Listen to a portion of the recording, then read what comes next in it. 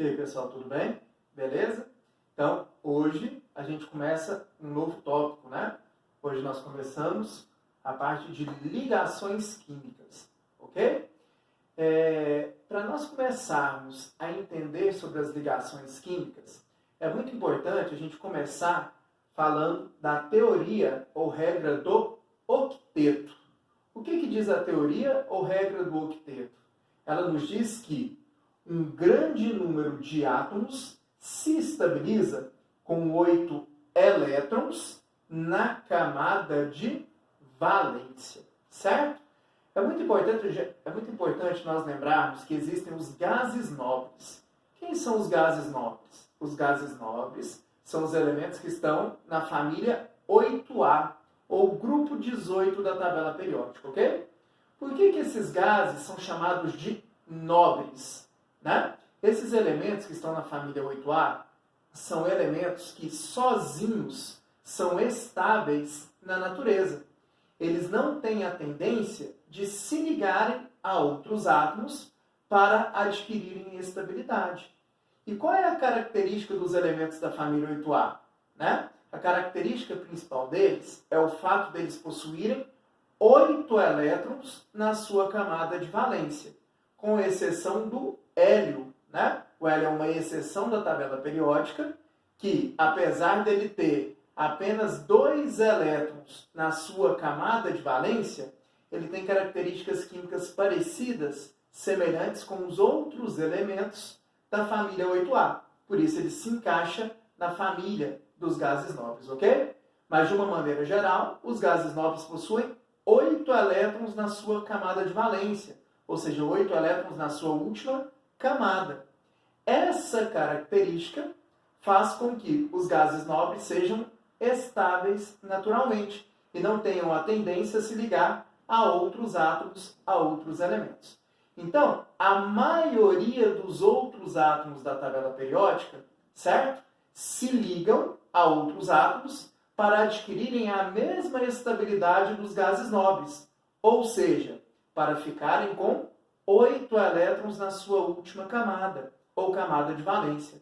É por isso que quando nós trabalhamos com as ligações químicas, na maioria das vezes, nós trabalhamos com a regra ou teoria do octeto. Tudo bem? Existem 3 tipos de ligações químicas. Existe a ligação iônica, a ligação covalente e a ligação metálica. Hoje, nós vamos começar com a ligação iônica. O que é a ligação iônica? O próprio nome está falando, né? É uma ligação que ocorre entre íons. O que são íons? São espécies químicas carregadas eletricamente. Ou seja, são, entre aspas, átomos com carga positiva ou, entre aspas, átomos com carga negativa. Tudo bem? Quando a gente fala da ligação iônica, que também pode ser chamada de ligação eletrovalente, a principal definição é isso aqui, ó. A ligação iônica é aquela ligação química que ocorre com transferência definitiva de elétrons. Ou seja, vão existir átomos que vão perder elétrons de maneira definitiva, enquanto outros átomos vão receber, ganhar esses elétrons de maneira definitiva. Lembrando que quem perde elétrons adquire uma carga positiva, enquanto quem ganha elétrons adquire uma carga negativa. Se um átomo perde elétron e fica positivo, e o outro átomo recebe esse elétron e fica negativo, positivo com negativo faz o quê? Se atrai, não é isso? Por isso que a gente diz que a ligação iônica ocorre através de uma atração eletrostática. Íons de carga positivas atraem íons de carga negativa, formando o que a gente chama de ligação iônica. Ok? Geralmente, ocorre quando um metal se liga a um ametal. Então, essa é uma das maneiras da gente observar, através da fórmula do composto, se a ligação é iônica ou não. De uma maneira geral, quando um metal se liga a um ametal, a gente diz que essa ligação é uma ligação iônica. Por quê? Os metais têm uma tendência em perder elétrons. Quem perde elétron adquire uma carga positiva. Já os ametais têm tendência em receber elétrons. Quem recebe elétrons tem uma tendência em ficar com a carga negativa. Por isso que uma ligação, geralmente, entre um metal e um ametal é uma ligação do tipo iônica. Tudo bem? Eu coloquei aqui para vocês os principais elementos que fazem ligações iônicas, ok? Então, de uma maneira geral, né? Os metais da família 1A, 2A, 3A e os elementos das famílias B, certo? Eles têm tendência em perder elétrons pelo fato deles serem ametais. Tudo bem?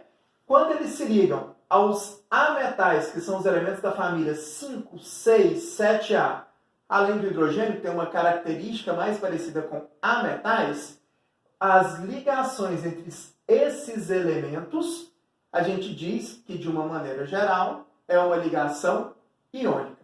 Por que eu não coloquei a família 4A? Eu vou mostrar já já para vocês a partir aqui dos exemplos, tudo bem?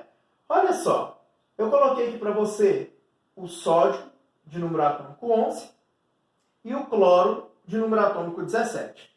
Eu quero te mostrar por que quando o Na se liga com o Cl, a gente caracteriza essa ligação como sendo uma ligação iônica, ok? Tá aqui o sódio, a distribuição eletrônica dele, certo? O sódio, ele tem um elétron na sua camada de valência, certo? Ele tem um elétron na sua camada mais externa. Pelo que a gente viu aqui, a maioria dos átomos precisam de obedecer à regra do octeto. Se o sódio tem um elétron na última camada, ele tem dois caminhos para atingir o octeto. Primeira possibilidade, ele pode ganhar 7 elétrons. Como ele já tem um elétron na última camada, mais 7 elétrons, ele fica com 8 elétrons na sua camada de valência. Uma segunda possibilidade seria o quê? Seria ele perder esse elétron da camada de valência. Se ele perde esse elétron, essa passa a ser a nova camada de valência. Essa camada de valência agora não teria 8 elétrons? 2 do S, 6 do P, correto? Então, se ele perde esse elétron, ele também vai obedecer à regra do octeto. Ele vai ficar com 8 elétrons na sua camada de valência. O que seria mais fácil para esse átomo? Perder um elétronzinho só ou ter que ganhar 7? Perder um elétron é mais fácil, não é? Então, como é mais fácil o sódio perder um elétron do que ganhar 7, quem perde elétron não adquire carga positiva, então o Na vai ter a tendência em se transformar no cátion Na mais 1, tudo bem? Então, o sódio vai ter a tendência de se transformar no Na mais 1, porque quem perde elétron adquire carga positiva. Vamos dar uma olhada no cloro? O cloro tem número atômico 17. Está aqui a distribuição do cloro. Quantos elétrons o cloro tem na sua camada de valência? 2 elétrons do S mais 5 do P. Ele tem 7 elétrons na sua camada de valência, correto? Da mesma maneira que eu analisei o sódio, eu vou analisar o cloro. Ele tem duas possibilidades para obedecer à regra do octeto. A primeira delas, como ele tem 7 elétrons na última camada, ele pode ganhar um elétron. Se ele ganha um elétron, ele não fica com 8 elétrons na camada de valência? Então, essa é a primeira possibilidade. A segunda possibilidade, ele pode perder os seus 7 elétrons da camada de valência. Se ele perder os seus 7 elétrons, essa passa a ser a sua nova camada de valência. E aqui tem 8 elétrons, correto? Qual é a possibilidade mais viável para o cloro se estabilizar? Ele ganhar um elétronzinho só ou ter que perder 7? Ganhar um elétron é mais fácil, correto? Então, o cloro tem a tendência em se transformar em um ânion. Então, o Cl vai ter a tendência em ficar com a carga menos 1. Tudo bem? Positivo não atrai negativo? Então, o Na+, vai atrair o Cl-, ok? Ocorrendo a ligação iônica. Para nós sabermos qual é a fórmula do composto formado, a gente vai cruzar as cargas, ok? Então, olha só, eu vou pegar o 1 do Na e cruzar com o 1 do Cl. Quando eu falo cruzar as cargas, são somente os números, não os sinais, tudo bem? Então, o 1 do Na vai para debaixo do Cl, o 1 do Cl vai para debaixo do Na.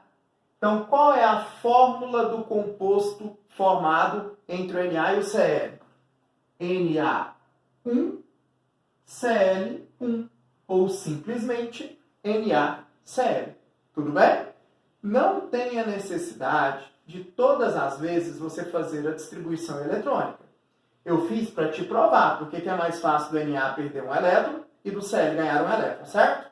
De acordo com a família na tabela periódica, a gente consegue identificar isso. Elementos da família 1A não tem um elétron na última camada? Assim como o sódio. O que é mais fácil? Perder um elétron ou ganhar 7 para ficar com 8? Perder um é mais fácil, não é? Então, os elementos da família 1A têm tendência a ter carga mais 1. Família 2A não tem 2 elétrons na última camada? O que é mais fácil? Perder esses 2 elétrons ou ganhar 6 para ficar com 8? Perder 2 elétrons, não é? Eles têm carga mais 2. Família 3A não tem 3 elétrons na última camada? O que é mais fácil? Perder esses 3 elétrons ou ganhar 5 para ficar com 8? Perder 3, né? Então, os metais da família 3A têm tendência a ter carga mais 3. Os elementos das famílias B possuem cargas variáveis. É só importante você lembrar que os elementos das famílias B são metais. E metais têm tendência em perder elétrons, ok? Já os ametais, família 5A, não tem 5 elétrons na última camada? O que é mais fácil? Perder os 5 ou ganhar 3 para ficar com 8? Ganhar 3 é mais fácil, não é? Então, os ametais da família 5A, geralmente, têm tendência em ganhar 3 elétrons. Ficar com a carga menos 3. 6A, 6 elétrons na última camada. O que é mais fácil? Perder os 6 elétrons ou ganhar 2 para ficar com 8? Ganhar 2, né? Então, por isso que a família 6A tem tendência em ter carga menos 2. 7A não tem 7 elétrons na última camada? O que é mais fácil? Perder os 7 ou ganhar 1 para ficar com 8? Ganhar 1, né? Então, família 7A tem tendência em ter carga menos 1. Por isso que o cloro, que é da família 7A, carga menos 1, tá vendo? E o hidrogênio? O hidrogênio ele tem um elétronzinho só na última camada. O hidrogênio, se ganhar 1 elétron, fica com a mesma distribuição eletrônica do hélio, que é um gás nobre, ok? Então, lá em tabela periódica, nós vimos que hidrogênio e hélio são 2 exceções da tabela periódica, certo? Então, se o hidrogênio ganha 1 elétron, ele fica com a mesma distribuição eletrônica do hélio, que é um gás nobre. Os átomos não se ligam para ficar com a mesma estabilidade dos gases nobres? Por isso que o hidrogênio, certo? Tem uma tendência, de maneira geral, em ganhar 1 elétron, certo? Então, a tendência do hidrogênio é ter a carga o quê? Menos 1, certo? Então, se eu fosse mostrar a ligação para vocês, né? O que acontece? Olha só. O Na, ele tinha um elétron, que eu estou representando por essa bolinha, tudo bem? O Cl tinha 7 elétrons, certo? Na sua distribuição original. O que o Na faz? Ele doa, de maneira definitiva, esse elétron para o Cl, ok? Então, nós vamos ter, no final, um Na de carga positiva, atraindo um Cl, que agora tem 8 elétrons também, certo? E que possui uma carga final negativa, certo? Aqui nós temos a fórmula, né? Que a gente chama de fórmula molecular, mas no caso aqui é o íon fórmula. E aqui a gente tem a fórmula eletrônica, ou de Lewis, no qual eu estou mostrando a camada de valência, certo? No final, após as ligações, tudo bem? Pus alguns exemplos para a gente poder trabalhar aqui de maneira geral. K e O, né? Através de uma tabela periódica a gente consegue saber as famílias, não é isso? O K é da família 1A. O que é mais fácil? Perder um elétron ou ganhar 7 para ficar com 8? Perder um, não é? Então, a carga mais 1. O oxigênio, ele é da família 6A. Então, ele não tem 6 elétrons na última camada? O que é mais fácil? Perder o 6 ou ganhar 2 para ficar com 8? Ganhar 2, não é? Então, O vai ter carga menos 2. Positivo e negativo. Metal com ametal. Que ligação que é essa? Iônica, não é isso? Então, é só cruzar as cargas sem os sinais, ok? O 2 vem para baixo do K. K2. 1 vai para debaixo do O. O1. K2O. Essa é a fórmula do composto. Tudo bem? Mg, família 2A. Não é mais fácil perder 2 elétrons do que ganhar 6? Então, Mg, carga mais 2. E o hidrogênio? Acabei de falar para você. O hidrogênio tem tendência em ganhar um elétron. Assim ele fica igual ao hélio, ok?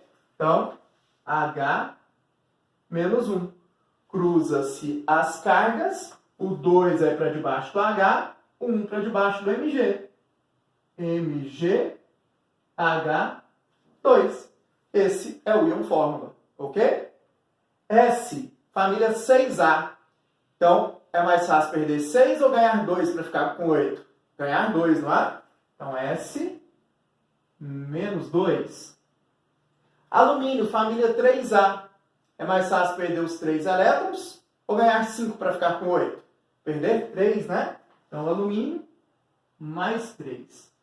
Algo muito importante aqui, tudo bem? Sempre, quando você montar a fórmula do composto iônico, o elemento tem carga positiva, ou seja, o cátion, ele tem que vir primeiro. Então, o alumínio tem que vir primeiro e depois o S, tudo bem? Então, tem que ser Al mais 3 e o S menos 2. Agora sim, cruzando as cargas, o 2 do S vai para debaixo do Al, Al2, o 3 do alumínio vai para debaixo do S, S3. Então, sempre no íon fórmula, certo? O cátion tem que vir representado primeiro. E para finalizar, o Ca é da família 2A, a carga vai ser mais 2. O oxigênio é da família 6A, então a carga vai ser menos 2. Quando cruzarmos as cargas, não vai o 2 para debaixo do Ca e o 2 para debaixo do O? Ca2, O2. Só que um detalhe, sempre que essas cargas puderem ser simplificadas, obrigatoriamente devemos simplificá-las. Então, vamos cancelar o 2 com 2. Qual é a fórmula do composto? CaO. Tudo bem? Então, nós devemos representar sempre a menor proporção possível entre os átomos dos elementos que fazem a ligação iônica. Tudo bem? Então, no CaO, para cada átomo de cálcio existente, existe um átomo de oxigênio. Assim como no NaCl, para cada átomo de Na, existe um átomo de Cl. Ok? Para finalizarmos, as propriedades dos compostos iônicos, certo? São sólidos à temperatura ambiente, pois as suas temperaturas de fusão e ebulição são extremamente altas. Por que são altas? Porque essa ligação é muito forte. Positivo atraindo negativo. Uma ligação extremamente forte, então faz com que a fusão e ebulição desses compostos tenham altos valores, ok? Esses compostos não formam moléculas, certo? Moléculas são formadas por ligações covalentes, que nós veremos depois. Esses compostos formam retículos cristalinos, ou seja, cristais. O que é um retículo cristalino? São cristais, certo? No qual cada cátion e cada ânion está numa posição bem definida. Só para vocês terem uma ideia, em cada cristal do NaCl, cada cátion sódio está rodeado por 6 íons cloro. E cada íon cloro está rodeado por 6 cátions sódio. Então imagina, para ficar nessa organização, É porque esse retículo cristalino é uma estrutura extremamente organizada. Tudo bem? E se você pegar essa estrutura, você vai ver que a proporção final é de que para cada Na existe o quê? Um Cl. Então, quando eu falo NaCl, não é que tem um composto formado por um Na e um Cl. Não é isso. É que no retículo cristalino, no cristal, para cada Na existente, existe um cloro. Ok? As duas últimas características para a gente finalizar que são extremamente importantes. Compostos iônicos não conduzem corrente elétrica no estado sólido. Por quê? Porque no estado sólido, os íons estão presos no retículo cristalino. Porém, quando dissolvemos em água ou no estado líquido, os compostos iônicos conduzem corrente elétrica. Por quê? Tanto dissolvidos na água quanto no estado líquido, os íons se separam. Como os íons se separam, eles ficam livres. Íons livres conduzem corrente elétrica. Então é muito importante você lembrar dessas características para diferenciar compostos iônicos de compostos que não são iônicos. Tudo bem? É isso aí, galera. Valeu, obrigado, até a próxima. Tchau.